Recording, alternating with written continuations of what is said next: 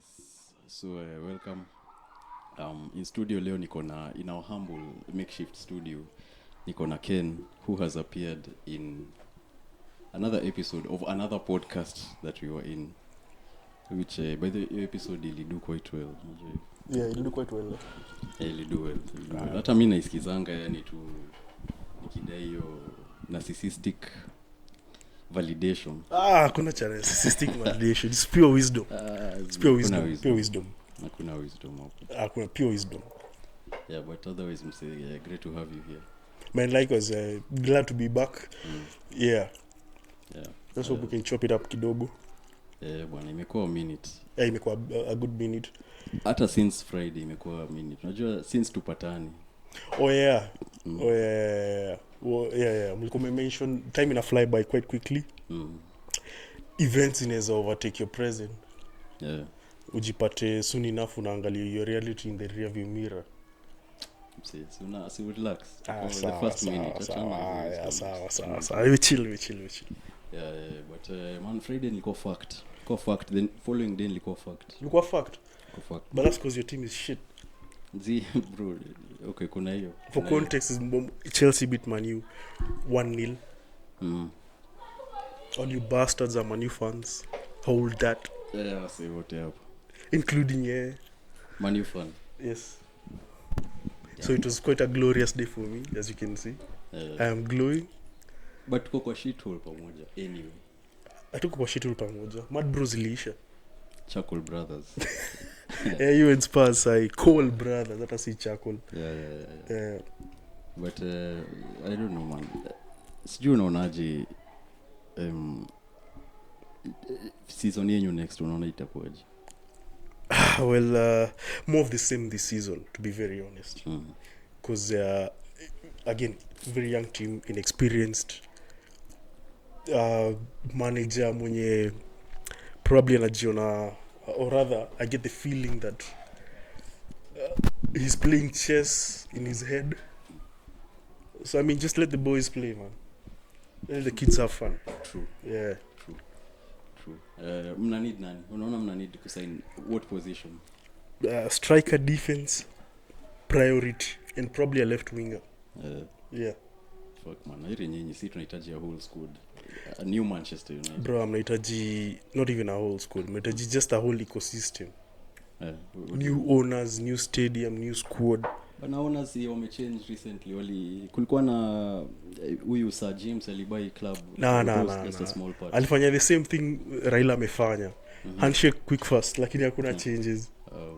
Kuna appearance of changes. Actually, yeah. In fact, fans wame-hate a lot hizi wako na usapiri the new owners. Yeah.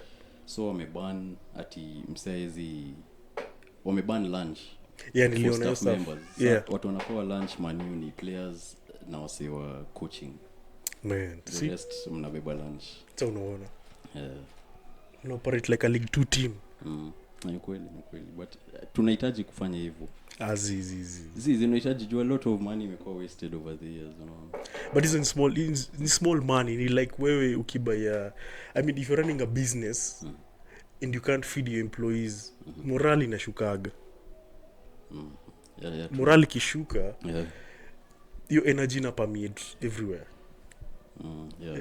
So unapata tu kuko if seme Kitman ako moody, maybe your day alikosa na wife akumwekea spice fulani ama wife alimnyongea food, atakuwa na energy mbaya. Akienda kupea player kit, hiyo energy na rub off to a player. You understand? So see, I mean, small things, man, for billionaires to be playing around. Yeah.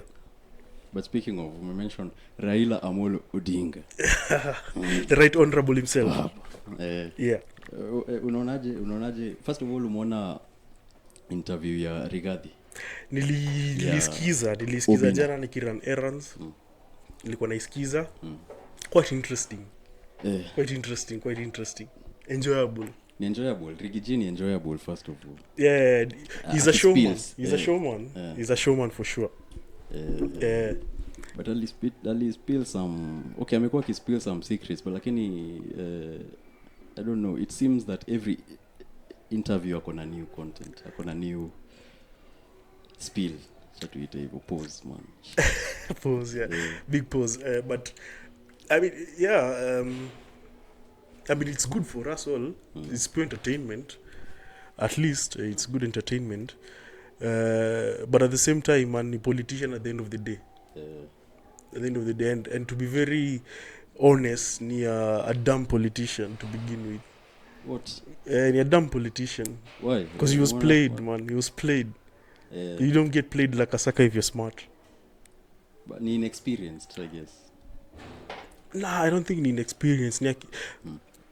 I don't really think it's experience. I mean, it's just ignorance. Ignorance in a defense. Okay, but hiyo narrative ya kukua played unaibelieve ni ukweli? It was played because how, like, yeye mwenyewe usema, how do you sign up to an agreement without bargaining power yoyote? You understand? I mean, how do you show up to a coalition with no party, just an individual? You understand?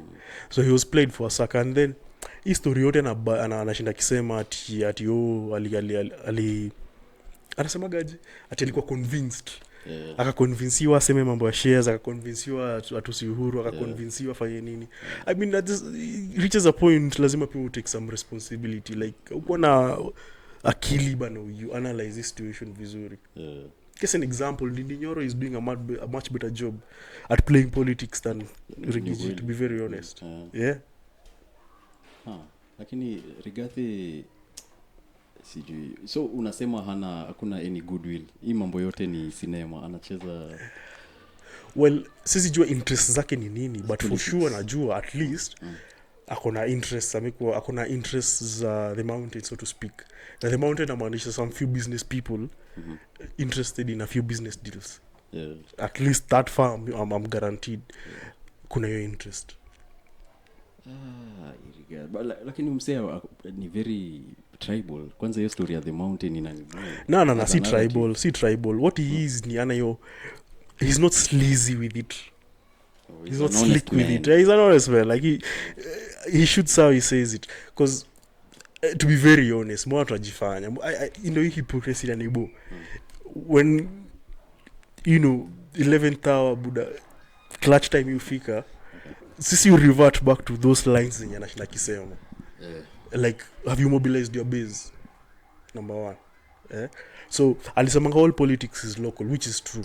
Which is very, very true. Before colonialists wakuje, we were a bunch of warring communities. Sindio? Tukakuwa forced to coexist in one country. Now, unfortunately, instead of actively trying to deconstruct your narrative imekuwa for the longest time ya identity through community, number one, colonialists wali perpetuate divide and rule, sindio? And then after independence, it became a game of interest, so whereby you and your kinsmen, so we've never really dealt with it, unlike say kitu kama Germany, right? After stigma ya World War II, wali go actively hard on, you know, making sure we indoctrinate these young kids into being wholesome individuals, watoe hiyo notion that they are superior race or in everything, so wali actively institute changes kwa curriculum zitachange your mindset. Unfortunately for us hujaifanyiwa hivyo. Same thing tulikuwa tunaongea about institutions like police force, bado iko ina operate kama homes guard ya pre-independence. Exact copy paste. Ni home guard ya colonialist. So he's not tribal. The only thing is he's very truthful, extremely truthful, and that's what makes him trustworthy. Because everyone else, man, is just trying to fool with us. You understand? Kuita politician trustworthy, you're normal. You're nika kuita prostitute trustworthy. Good woman. Good woman. I wish she can be a good woman. Depends how you see it. It's like calling a prostitute monogamous. I think that's she can be a good woman, but she's not monogamous. Hakuna mimi sijui, niko point yenye siwezi trust, especially politicians wenye wamekuwa old guard, watu wa KANU au watu wa Ford Kenya, funny parties zenye zimekuwa for a long time na hata hatujaona changes. But why do you think that's the case? Sinikabiz, hiyo ni community, hiyo ni tribe ingine hiyo ni the 42nd tribe ama 43rd political class. Wako pamoja. Well, I think about it like this. How we play politics, and the man anasema he's an honest man. How we play politics ni tribal, as opposed to in a system where politics is party based, ideology based, whereby unapata we usually launch parties like flies, like every other day kuna new party cropping up, and then iko na shelf life for 5 years, it dies. So hatuna hiyo culture pia kuindoctrinate like a new crop of leadership. Ukiangalia there's no party yenye iko na structure, probably UDM kidogo, but it's still again maybe what 15 years 20 years, actually 20 yeah. So that was the party that ilikuwa na ability ya ku evolve into that nationalistic party. Unfortunately imekuwa like a cult of an individual, the right honorable, akisema hivyo ni hivyo, akisema jump how high, akisema fat how hard. So yeah, so a proper party how I see it, a proper politics how I see it, and niko curious kujua thoughts zako ni it's ideology based, right? And then kunafaa kuwa na like a changing of guard, kunafaa kuwa na, you must see in every party kuna like young people coming through, understand? But then again, unajua this is saying people get the leaders they deserve. You ni fact. So it's not a question about the political class, it's a question about sisi. Because sisi ndio glorify msaliba a few millions here there, akitokea hapa kwa streets mhesh niache you understand, we worship that cultural thing. But pia I think ni to hizi vitu zote ukiangalia zina stem kutoka hiyo time ya colonialism. Yes. Hii mambo ya shortcuts na kuglorify thugs na thuggery, yes. na deals, yani deal mentality, ni kitu ni deep juu hata si tuko nayo, hata me personally I guess in the right circumstances. In the right circumstances nini? In the right circumstances nini? Now speak your mind. Sinaweza toka Kenyans a few million. Anyway, lakini siwezi. Unaweza useme uwezi. Unaweza. Nasema tu. Sema you just keep a bit off the top, but make sure you do something. I mean, it happens globally, but okay, shida ya Kenya ni how do shit. Wanaiba yote. That's the problem. That's the everything. Problem. Yeah, that's the problem. Kwanza Rigija alisema Mr. One Ruto ameiba trillion 4. Yeah, man, like and the evidence is there to see, man. Every other week dishing out like 10 mic. Bro. Easy. Bro. But lakini kuna mapesa. Kuna pesa hata always wrap your head around. Bruh, 4 trillion. The fuck would you want with 4 trillion? See, 4 trillion ni pesa mingi. It's too much money. That's how many USD in USD? Ngapi? Kama niko sure ni billion in the 50. Of course go in the billions USD, but tens of billions of dollars. But how much? How much is enough? I don't know, man. Where I work, came across a project. Nakumbuka Chesa. So the guy apparently wants to build, sindio? He was a CS at some point, if I'm not wrong. Time ya Uhuru. Yes, I think so. I was surprised to learn the guy hata hajamaliza shule. Wow. See, you interact with someone unashindwa, Jesus Christ, like you are leading the country. A nation. Brother, you can't even appreciate documentation. You see no value in documentation. Mbona alifanya nini? And simple thing alikuwa anajenga and then unaambia fundi fulani mna design nyumba na fundi, and then you build it. So ilikuwa like it was bad. This was done poorly running over characterization. It was pathetic. Yeah. So goes to show, I mean, as a society tuko na a long way to go. a long way to go. Yeah. Na ukiangalia politicians wengi ni hiyo stuff, hawajamaliza, walifika form 4, walifika class 8. Yani hawana si intellects, they are not intellects. Si watu walisoma sana. But why you think that's the case? Sinijui hiyo stuff yenye I think pia majority of people kwa hivyo so wanaweza relate to that. Yeah, I mean, so yes. Okay, sijui kuna Kenya iko na shida mingi deep. Unajua pia ni kuna classism hapo unaweza irusha kwa mix. I don't think Kenya tuko na classism issue. What? Kenya hatuna classism issue. Kenya hatuna classism issue. We all poor. But hata hawa poor wana discriminate against each other. Yeah, true. But at least we all poor. Hatuna classism issue. Ukienda kwa advanced like ile society ndio iko na issue na classism is place ka UK. Mali equally kwa mindset.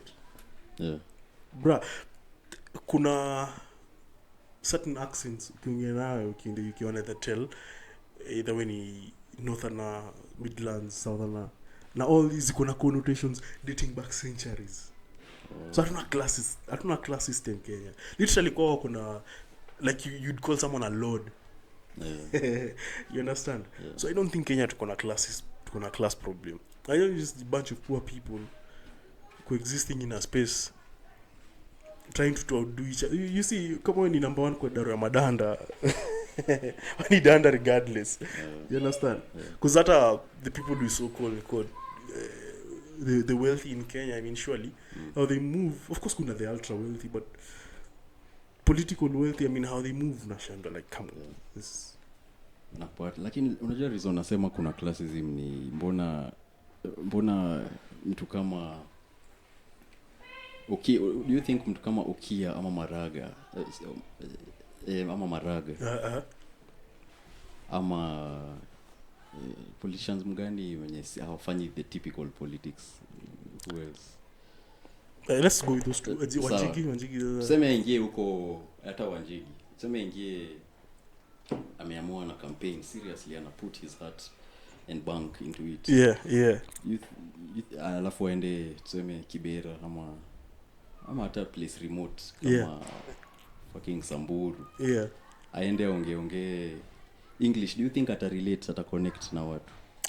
Of course I dismiss kwa sababu wataona umse anatuongelesha Kiingereza mingi. Of course haezi. And that's the tragedy. But you see a class thing I mean I see how you can see it as a class thing.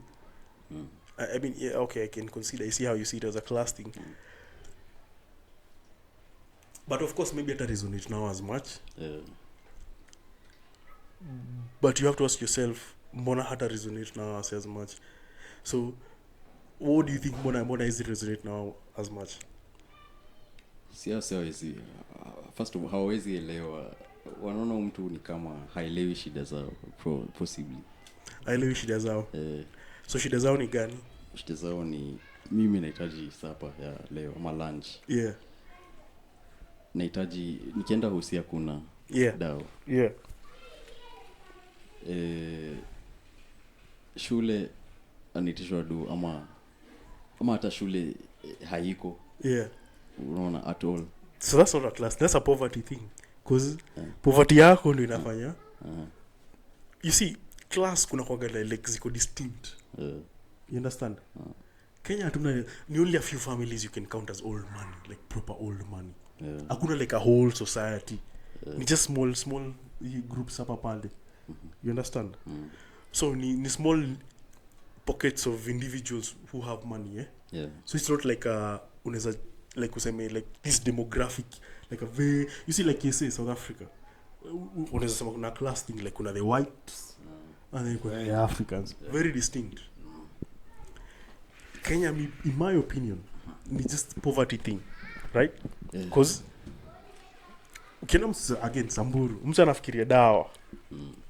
Anataka dawa. Anataka school fees. Anataka food ya leo jioni. So as it is na mtu. And then on top of it uongeze. So it's a poverty thing. It's a poverty of resources and poverty of, I think, intellect and mindset. Okay. You understand? Because I mean, it took me, I'll be very honest, sikuanga involved in the ins and goings of politics up until last year finance bill. Like, hold up, wait a minute, hii kitu by then ni nini? Let me first try and understand now hii kitu ni nini. Me big age as this educated as you understand. So I think it's just a cultural thing. I don't think it's a culture, because to me perpetuate your kind of lifestyle na mindset for a very long time. Na ni mindset here you organize culturally. It's an us versus them. So your narrative always works. You don't want to suspend logic kidogo. So it's an us versus them. Alafu kicompound na circumstances zenye kila mtu wako ina explode, ina magnify probably 100-fold. So unaweza end up with all the logic in the world but watoto kuangalia hivi. Yeah. So I think it's a poverty thing, a poverty of mindset, poverty of resources. Yeah. Those two I think. Ni normal boy, sijui wala kuna solution. Mimi iko kuna solution. Kuna solution. Inahitaji a lot of active involvement, si passive.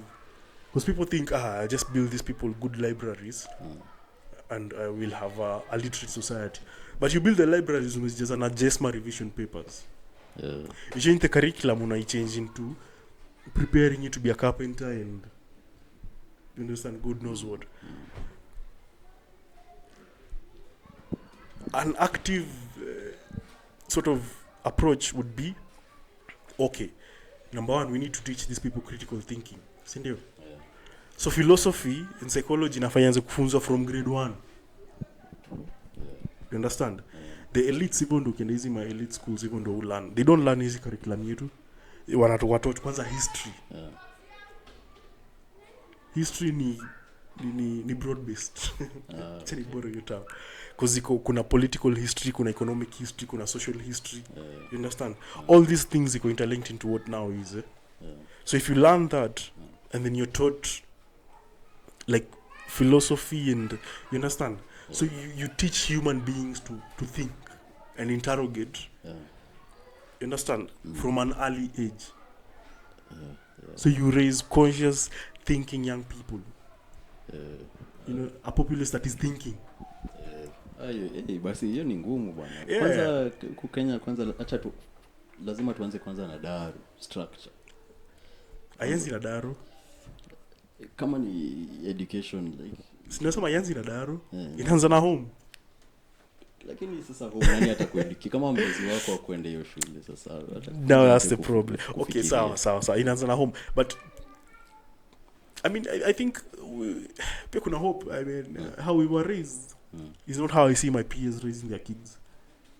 Kuna change kidogo. Peers raising kids bwana. Dua kwanza kutuongea hapo. Watoto unaonaje with you watoto? In your future unajiona ukifanya hivyo? Hiza kukuuliza. Yeah. No, definitely. Some potential. Nah, definitely. In fact, nimekuwa na proper time to think about it. Yeah, me had born kids, man. Oh. Yeah. Na utawapeleka shule like utafanya the typical. Unajua shida ya watu wengi ni wanapata watoto alafu unawachia dunia hiyo wale. Hauko actively in their lives. Yes, that's true. I see it is if I'm getting a kid, I don't know who I was telling about it, but getting a kid, by the time you're getting a kid, I think you need to look at this because I knew last time. Your life should be like, at that point, your life enough ipige like a complete 180. Uchange, wewe maisha yako uchange. Hata before you get the kid, let's rudi nyuma kidogo. You know they say, nilisoma again online, I don't know how true that is a verify, but also a lot of miscarriages as it goes down to men, as it goes down to women, down to men. On the weakness of your genetic makeup, probably your sperms ain't shit. Weakly old sperms. Zile zika fertilize a ripe egg. The weakling old. So kuna hiyo notion I don't know how true is it. I'll be honest, I dig deeper. But Leona do your stuff. Umeona hii kitu So So it starts the intentionality kwanza. So the partner you choose. Tunaacha bangi, tunaacha sigara, tunaacha pombe. Slow You're down. too strong. Slow down. Yeah. Kuna zenye unaacha. Yeah. Kuna zingine you. But the thing is, you're supposed to be like, because ni reproduction, it's a physiological activity. Yeah. So your physiological makeup in a fake top tier, number one. For quite 100%. So bro, before pay dem ball. Hataki, lakini endelea. Tulijibu hiyo swali. So before pay dem ball, you're supposed to be in good physical condition. Yeah. Because now ina reverberate in your whole body, like cells zako zitakuwa A1, stem cells ukirudi back hivi what you call genetic makeup, unairewire basically. Yeah. So even the quality of sperms you produce naturally Ni high quality. ni superior. Ndio maana during slavery wangekuja mimi na mawana wangekuwa amenimulika wa kwanza kuja hapa. You see, because what you can see, wewe pia ungebebwa, acha kunodi hivyo, pia ungebebwa. Kunta kinte specimen To fertilize the white woman. God damn, ningekuwa. Now as you see the white woman to fertilize other black women to produce superior slaves. Physically strong slaves. So inaanza hapo intentionality number 1. I mean you have to be intentional who you choose and how you choose to have the babies. And then curious thing na children, I think wanakuanga just mirrors. I mean just going by how many grow up. The kids wanna just absorb can you do. Yeah. So if you want to be kids to be literate, lazima wewe pia uko na literate thinker. Yeah. They just mirror you. Now conflict for majority of us, and speak for myself. Conflict ilikuwa na wazazi yako na such high expectations of you. Lakini anafanya bare minimum. Yeah. Actually ndio ilikuwa na una notice. No, you can see it. You can see it. You're like, ati unanisukuma nini nisome bro ni sena ni party na watu wewe ulifanya you won't think it consciously, but utaribel you I guess in a register. Yes. Iko na underpinnings fulani from what you can see. So yeah, again question to me straight sana, but yes, so how you raise your kids at home. Thankfully, and domana it's no surprise Gen Z's waliamua buda fuck finance bill because wamekuwa raised na liberal mind. So there is change, there is hope for this society to be called Kenya. There is hope because if them kids can do it, you understand, if they can organize and evil wakuwa aware kids ni kama therapists nowadays wanaweza psychoanalyze in a minute wakamwambia that's narcissist, you understand. Well, I didn't know I was narcissist, you understand. So kuna knowledge but exactly, yeah, so ile poverty of mindset at least inaenda ikiwa erased. Yes. Okay. So there's hope for us. There's hope. Hata by the way nilikuwa naambia Mike before that politically itafika point yenye vitu zita change haraka almost in an instant. Yani change ya Kenya sidhani itakuwa slow and gradual. I think politically itakuwa instant. Yeah, kama sahi if people are not alert to there's a change, it's a big problem. And if kuna mtu anaona kuna an opportunity hapa, big mistake, warn them. Yeah. Bro, mi kwanza politics naifikirianga seriously. Mimi nasemanga sijai vote ever. Hujai vote? Sijai vote. I never saw the need to. Crazy. Lakini we can go through it. Every other instant. I mean, from at least I mean nilipata ID. 2017, what's the point when these guys immediately after go in bed together? 2022 what's the point? Immediately after these two in bed together, you understand? The government coalition. Yeah, but again, it will be interesting to see how the next election cycle unfolds. But early signs are promising in the manner in which what wanna organize. At least if kutakuwa na like two clear factions, that's a start. That's a start. Yeah, but I don't know, man. Too clear itakuwa normal. I feel itakuwa okay. Maybe as tuna approach election kutakuwa na watu wataanza kujoin kumerge, but sioni kama itakuwa typical two horse race. Again, but early signs mi kwangu ni promising. Yeah. Speaking of spams, you mentioned spams earlier. Umefuatilia kesi ya Diddy? Yeah. Diddy. P Diddy. The Diddler. Yeah, loosely hii tunapata kwa grapevine here and there. Hey man, unajua sasa hivi wako stage ya testimonies. Yeah. Na kesi ndio anafanyiwa hiyo interrogation or rather Hizo subpoenas na sijui hizo kwa court though. Uh-huh. Na vitu wamereveal ni crazy msee. Kama gani. Didi ni freak msee. Unadhani ni freak? Super freak. Msee ni super freak bwana. Okay, kuna kitu ilinishangaza Nini. So udem aliulizwa aliambiwa describe a freak of 20 marks. Describe a freak of, unaona? Yeah. Vitu alisema msee ilikuwa insane. Alisema nini hiyo by the imefuatilia. Alisema nini?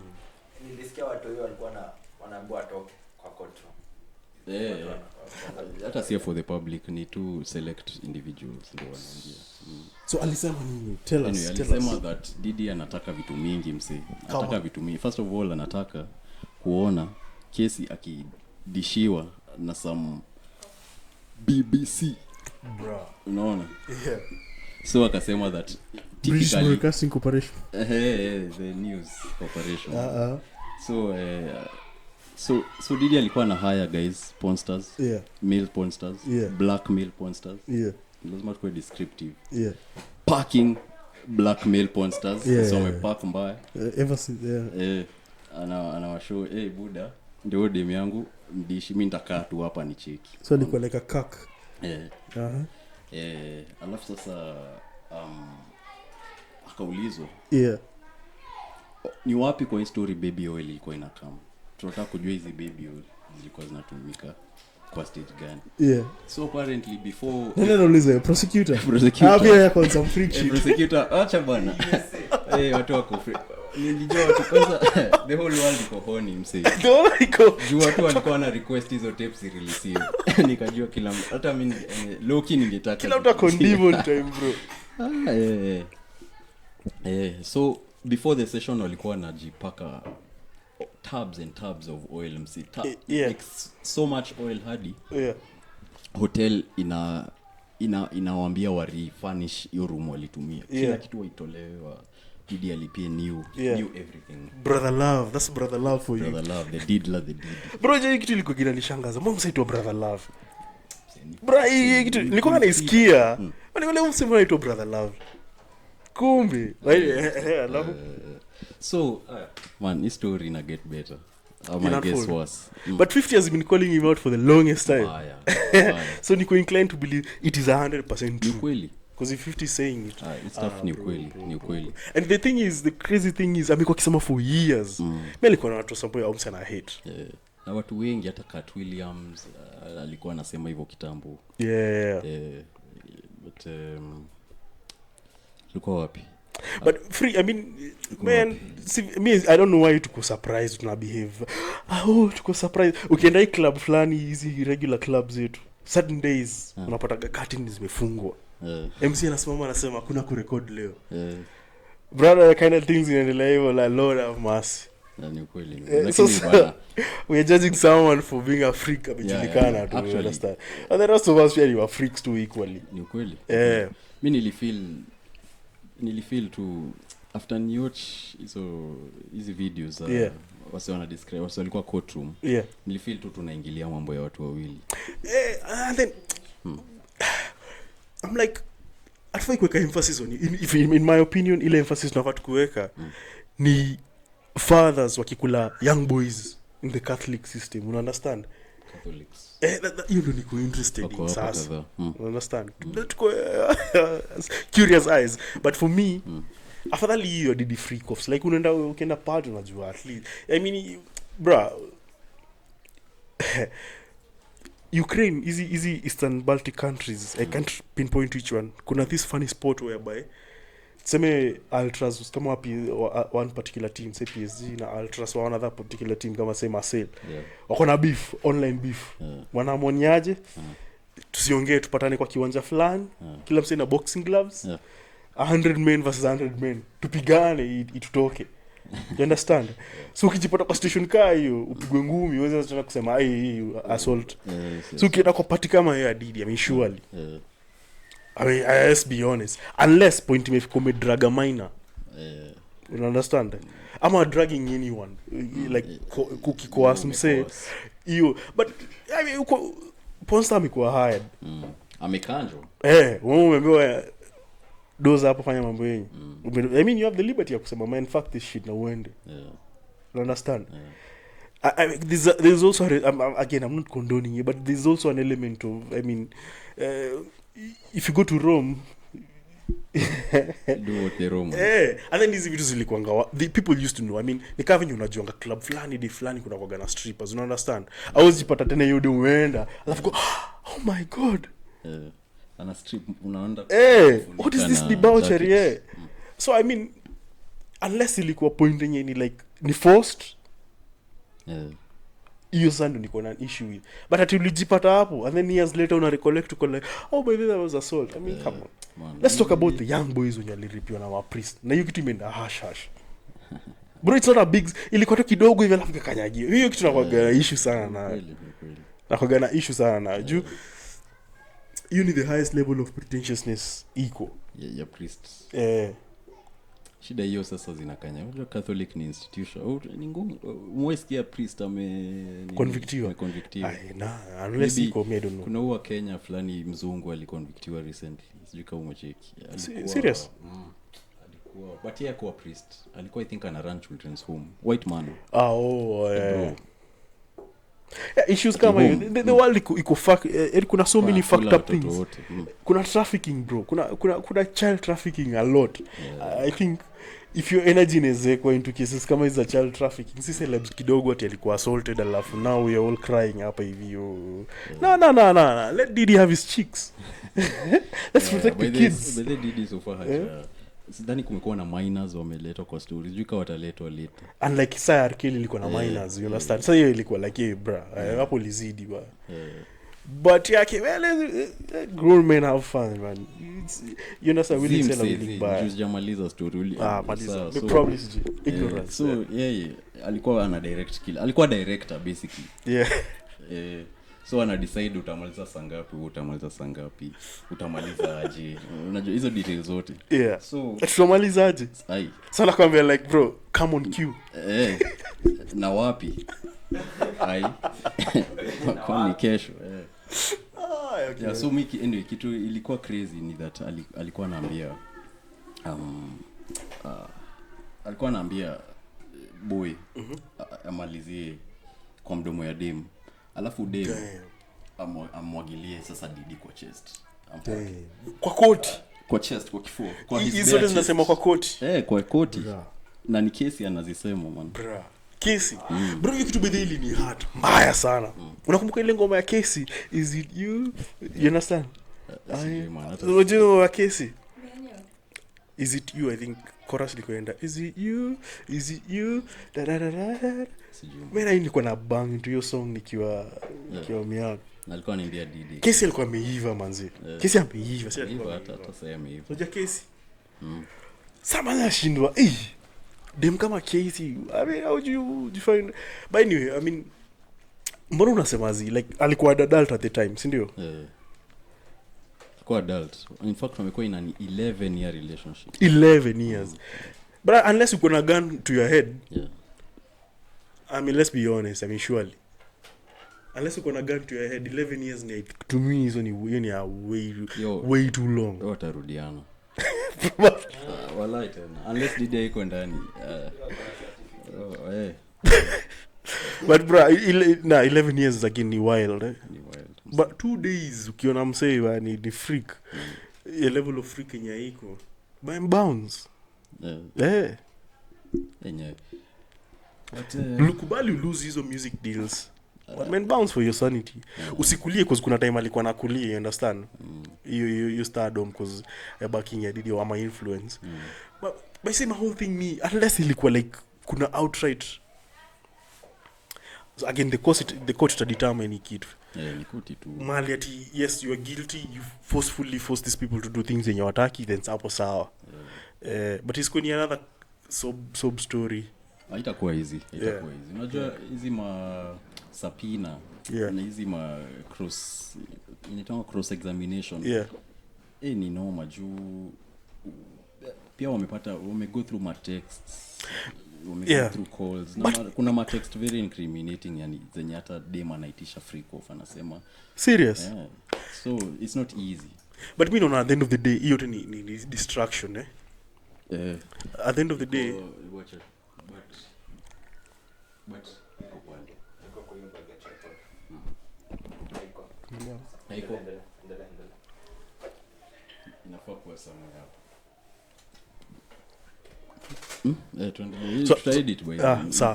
so at the end of the day me naona ni distraction the biggest crime may happen mali hii tuna happen the states in my opinion ni mali wana castrate small kids what kucastrate small kids okay historia kupush for LGBTQIA HDMI PS4 na 5 hata bro ya 5 to me hiyo ni a bigger crime. I think people are supposed to go to jail for that, like kupush narrative ya sijui transgenderism to me no the biggest crime may happen in the 21st century.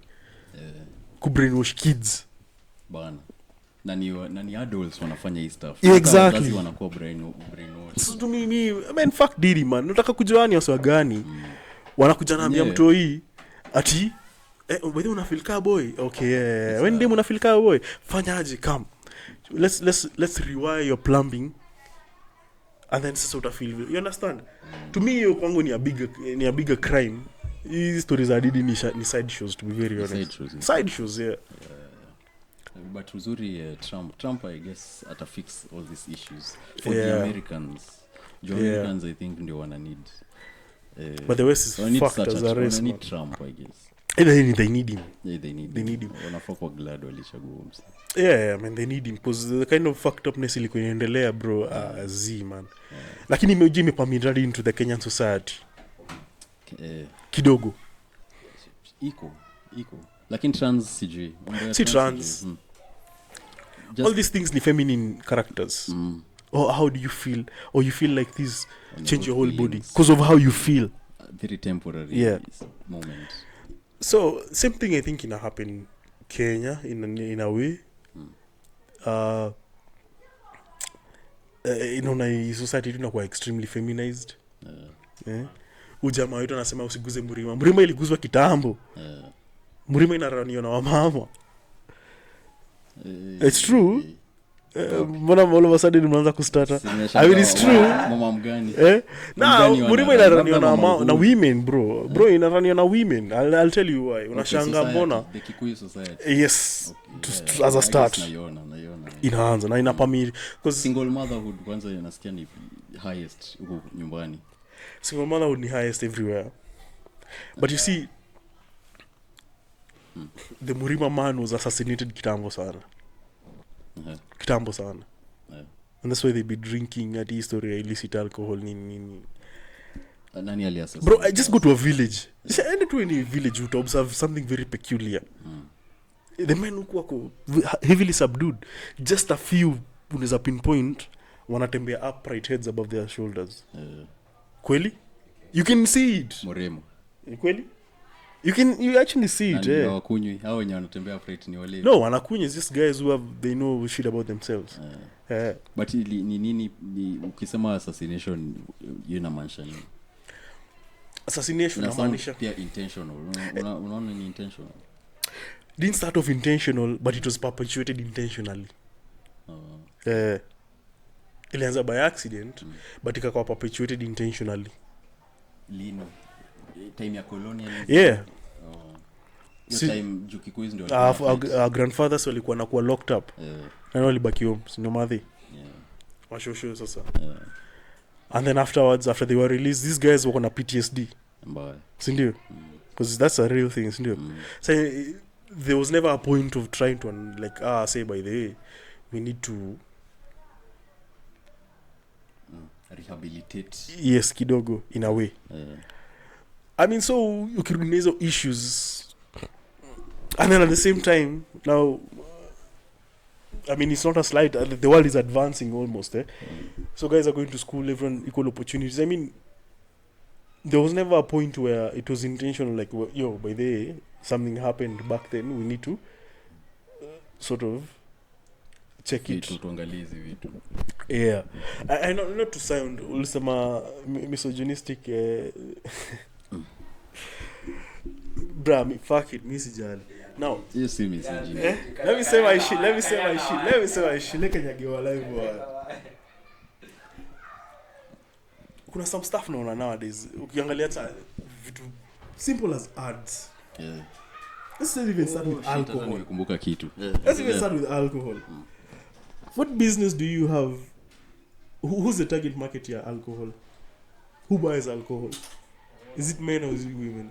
Like, on average. Squeezy. Take 10... Okay, squeezy maybe. But, nah. Take 10 men, 10 women. Samples as anywhere. Who's likely to buy alcohol? Men. Yeah. So why would you take a lady advertising alcohol to men? It's... What are you doing? Whiskey. The most masculine hata kuliko some men. Why? And why it's gonna happen? Because chini ya maji, we are supplicating to, again, your feminization. It's a global thing is happening. Nilikuwa na a very heated argument with a friend of mine. Iko supplicate to their needs. Ina happen everywhere, and that's why tulikuwa na argue a lot. A heated debate because alikuwa so anti-Trump. Nika realize along the way ni just a very radicalized feminist. Now, issue ni hii. Na at least tuko na madam in the room. Tuko na women reps kwa hii country. Manze makeshift spoon. Make it make sense. What do these people do? Make it make sense. Tuko na women reps in Kenya. What the hell do they do? They earn a salary. Support their family. I mean, what the hell do they do? But takuna. They're not helping women, and that was the idea behind it. Yeah. And that's so. Simnajua umsaita nani? No. Jordan Peterson. Jordan Peterson. Kuna kitu alikuwa push for the longest. I was like, yeah, you always determine equality of outcome. You can only do your best to provide equality of opportunity. Yeah. If everyone has an opportunity, fair game. Whatever the outcome is, you cannot predetermine the outcome. True. Watch a natural selection, you take over from there. Kila msa kuna equal opportunity here. Do it. You understand? But anyway, my feel is society we're getting extremely feminized. Yeah, tuko pussified na feminized. Unajua. Kwanza sijui kama umeona hii stuff ilikuwa Twitter I think jana ama juzi ya billboard ya a family. Company imeweka billboard. Na kwa hiyo billboard kuna family animation. Lakini kwa hiyo animation ya family bana hakuna mwanaume. Ni a mother and 2 kids. Yeah, Kenya. Kenya. Bra. Wacha hizo. Wapi? Ya advertise a family unit, a nuclear family unit. Bro. Bana, kaboy hapo kanaka kamechakani kama hata artist alichora boy amebeat na demo nini lakini bro exaggerate bro, but ilikuwa fuck. Yeah man, I mean it's a problem. Me kwangu it's a problem. Me I was raised by for better part of my life I was raised by my mom. Natayo usemanga tu ananiambiaga by the way watu kuna kidogo mmesafa. For instance, kwa kwambia I was raised Catholic. Ukitake ratio good Catholic boys schools na good Catholic girls schools utaona disparity. Mike tulikuwa high school, si ndio? A decent high school. Lakini there was a time bro tulienda Kenya High and I was shocked. Like, you mean people live this good? And equally almost the same level. You understand? So and you see you unasema kitu about like baby mama pandemic. Why do you think that is? Baby mama pandemic. We have a crop of young men, man, who don't know how to be men, no idea. Okay, kuna hiyo. Juu wamekuwa raised wamekuwa raised na father figures. Kumekuwa na father figures in their lives. Sawa kuja. Ni hapo tu si root of most problems ni hapo. Yeah, man. Hii story sijui imetoka wapi, but I mean we need to stop being in feminine energy too much. No matter tuna focus too much on hii story ya Diddy and not other pertinent issues, but like real issues. I think so. Because tumekuwa like a set of feelings. But ufeel ni kama world ina reject your stuff. Tuko point ni kama world ni kama ina push back on that. Tunataka kurudi back to basics. Ina push back, but the people who are pushing back wanakuwa again equally assassinated. Heads chopped off. Yeah. But Trump was ni win poa ya kwanza. I mean, yeah, but it's a start. It's a very clear message that nonsense itaendelea for too long. Yeah. Okay. Sorry to interject. Ningependa urehash uko kwa supplication. I think the entire room doesn't really get the gravity of that, where the supplication thing, where he must increase, so she must increase. So could you expound on that when in a jump into the feminization upset? She must increase, so he must decrease. Yes, because that's the premise. Yeah. He must decrease. She must increase, so he must decrease. He must decrease so that she can increase. Yeah. So like in what aspect? Because ni broad, kuna individual, like kuna like the broader perspective in my opinion, alafu kuna more personalized POVs. More personalized POVs ni like how wewe na maybe your lady mko in a relation. That's very personal. But in a broader perspective, na hata venye hiyo stuff ya women reps. Yeah, so position on here. Yeah, so me how I actually see it. Then nilikuwa na very interesting discussion again with another friend of mine just told. So how I see it is like this. So again with when tulikuwa tunasema about the Murima men, ilianza unintentionally but ikakuwa perpetuated intentionally. So I mean it's good. Society evolves. Evolution is a constant, ndio. So at the point where maybe in the turn of the 20th century, at least in the West, industrialization starts to happen, societies begin to change. And for unique reasons, particularly World War I, it can create a scenario whereby ladies are now much more involved into the workings of modern world. So first let's go maybe to the turn of maybe 1800s, the Gilded Age.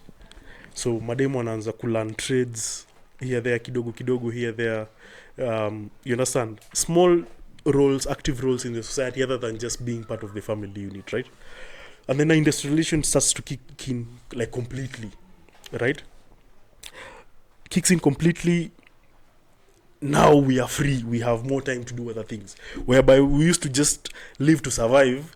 Technology to enable already survival to me sort, medication to me sort. Used to die of TB, vitu za ufala, malaria nini. Tech solve hizo issues, ndio. Now we have time, we mortality increases, ndio. Tech come. So with time una find now ladies want to be part of society, and rightfully so, right? So World War, I mean a compressed version. So World War I happens, guys go off to war, come back, the women walikuwa start working, ndio. Guys come back wako like, hey, what's happening? But bado ikuwa. But the turning point in my opinion ilikuwa after like the Second World War, because ilikuwa much more global, much more severe in terms of devastation and in For the second. yes. So and by then tech ilikuwa imepeak, right?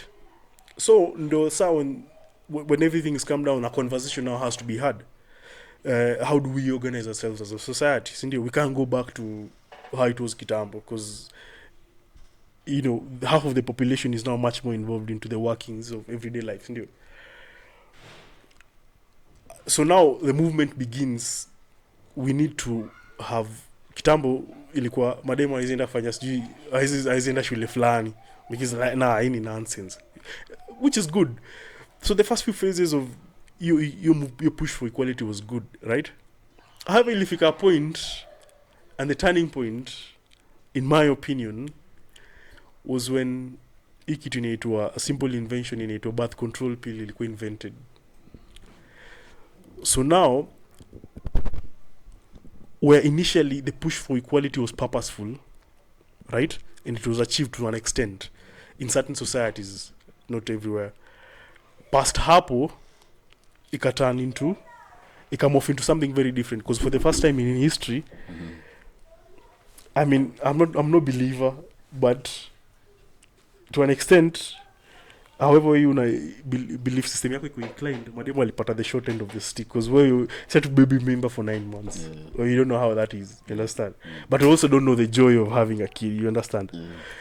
So for the first time in history, I mean, think about it, for millions and millions of years across all species, this species called a human being, kulikuwa na a remedy for fucking, you understand? So hakuna repercussions, bro.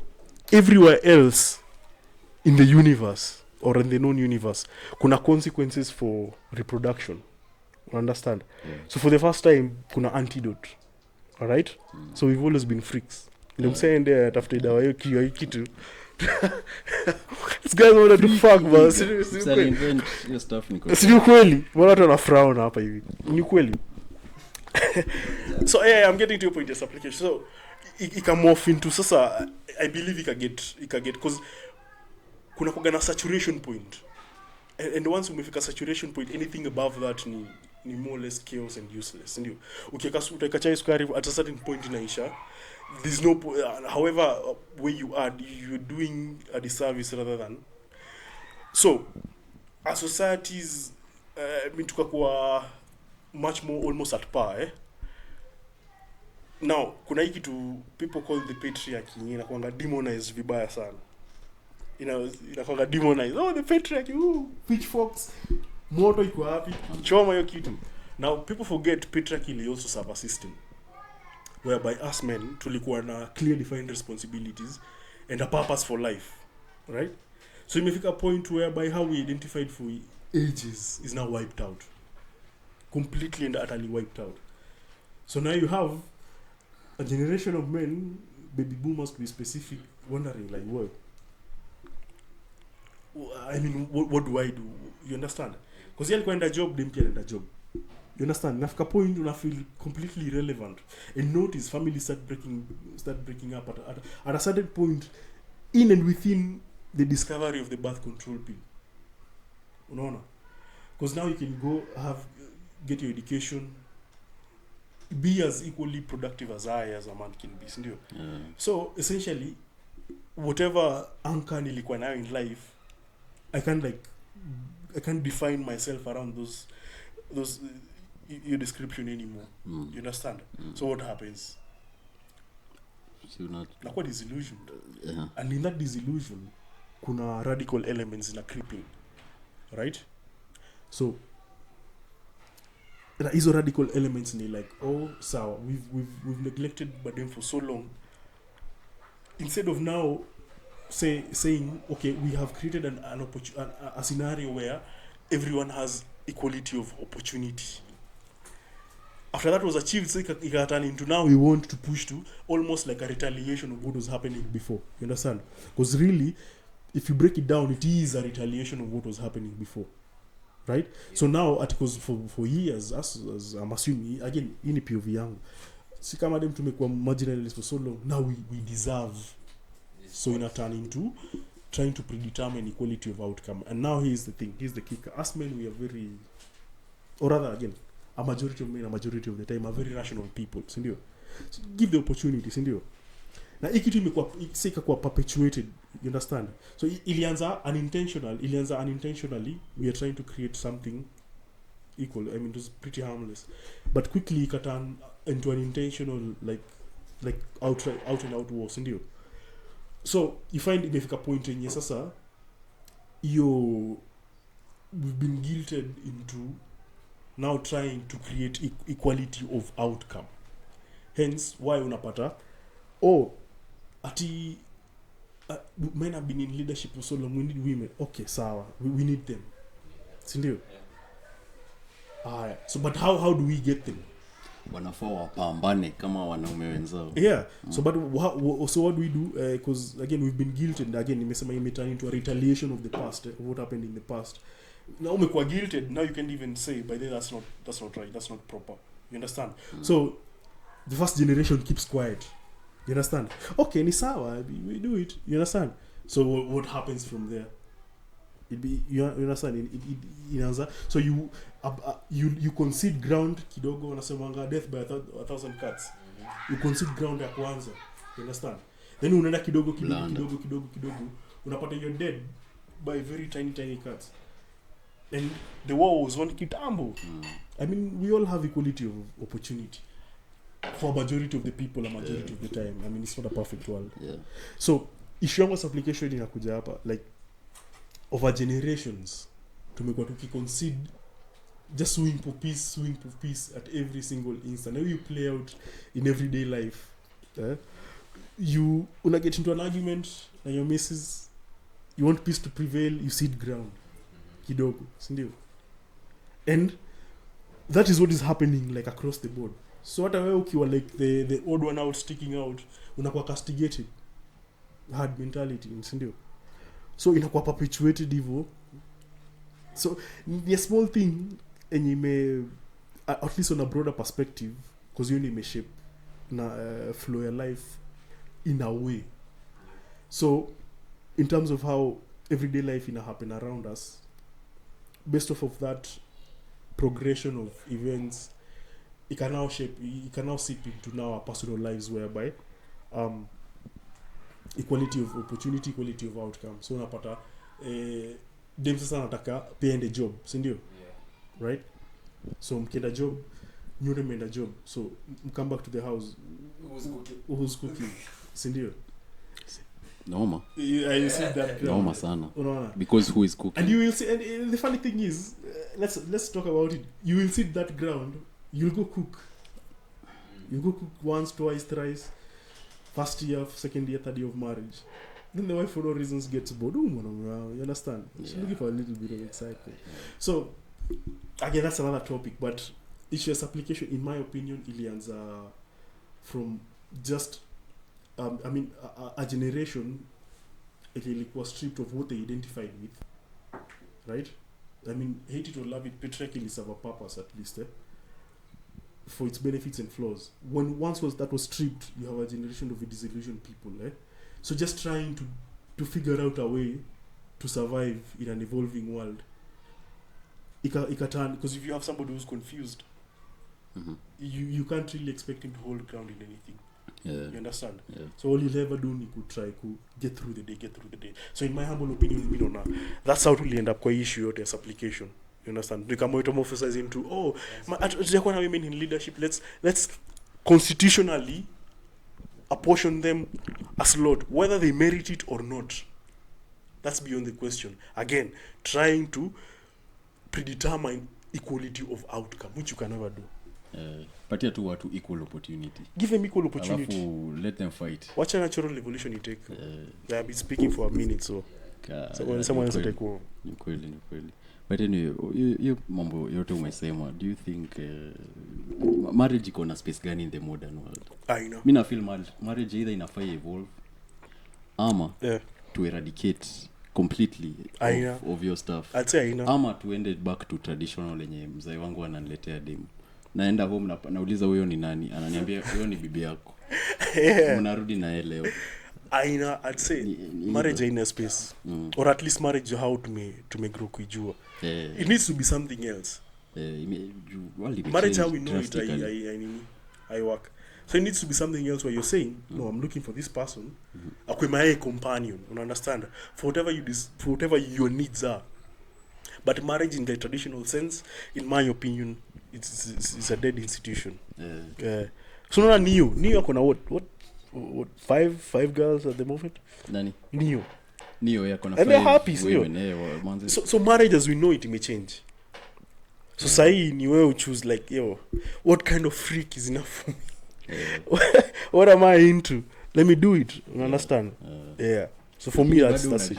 Even though tunasema hivyo, the need for companionship is still there. Ndio maana nasema marriage as we traditionally know it haina any space. Ukuja uniambie by this time mimi nimepata ube fulani uni murio wangu. You understand? Uni raido dai wangu, unaona? pamane na hali yenyu. And notice there's a book nasoma nilipewa na my good friend Ivy and DJ. It was The Silent Patient. There's a line nasema, once like you start putting labels to something, should you understand? You understand? So I think, and why? Because I mean, you can find people living in a happy relationship, but as soon as wamefanya the wedding, bruh, because kuna hiyo stigma fulani ya marriage tiko in people's heads. So I think maybe do we need to something else. I mean, characteristics may be the same, but how we term it and how we sort of recognize it, probably not say marriage. Let's say these are life partners. These are life partners. Yeah. So ideas ni mingi. Nimeona idea ya contract, mnakaa pamoja, mna renew contract after every 5 years, mna catch, mna meet, mna sign some papers ya kusema those were good 5 years. Do you want to continue? Do you want to? Yeah, I think so, because I think again, if you ask me, marriage ilikuwa like a tool for survival for both parties. You understand? Now we are past that.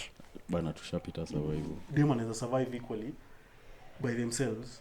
Me naweza survive by myself, sindio? So it needs like an elevation of uko beyond these basic needs. So because I mean, as you said, marriage was a contract, sindio? So it was, again, different societies ilikuwa organized differently, sindio? But always ilikuwa na like a societal underpinning, sindio? Sai hakuna. Ilikuwa na like a functional underpinning, that's the word. Sai hakuna functional underpinning. But there hakuna any functional underpinning. Right? Because you can get kids anywhere. Right? Uza kwa demu kuna do. Unaenda IVF. You have your kid. So the functional underpinning haiko. So it needs something else, I don't know. Something else. But marriage as we traditionally know it, in my opinion, kaput. Tuko cooked. I hope madem nasikia wase mko nao. Na tunataka kusikia their thoughts. But anyway, na feel hapo tunaweza ifungia hapo. Imekuwa proper polite 1 hour. Made or more. Imekuwa 1 hour, anaona. Yeah. So if you enjoyed, fucking subscribe please. Ali kidogo wapendwa wasipende, tutakuwa hapa tutaongea. Kesho tutaongea. Unajua msata enjoy, si ndio? Their conversation, Ni conversation. Usikiza podcast kifanya. Mimi usikiza podcast nikiosha vyombo. Niki on the road. You understand? Inakuwa like a ukido something. And all it is like in your own space with yourself. You feel uko na some points unge contribute. Una invite a conversation into yourself. So that's why kuna kitu unaweza sikiza uko like, nah, this is not for me, talk. That's true. You understand? So kama mbamba atarudi. Kweli. Kama resonate pia. Ni opinions at the end of the day. True, ni opinions. Breathe in, breathe out, you'll be okay. Opinions are So see you on the next one. Na next one tukuna madem tupate POV yao. Tupate POV ya madem. Leo. Kesho the next one. Si ndio. Tuwape mic. Utakuwa mic. Tusikie. So bye. Usikia nguruwe hujikanga na mafuta yake.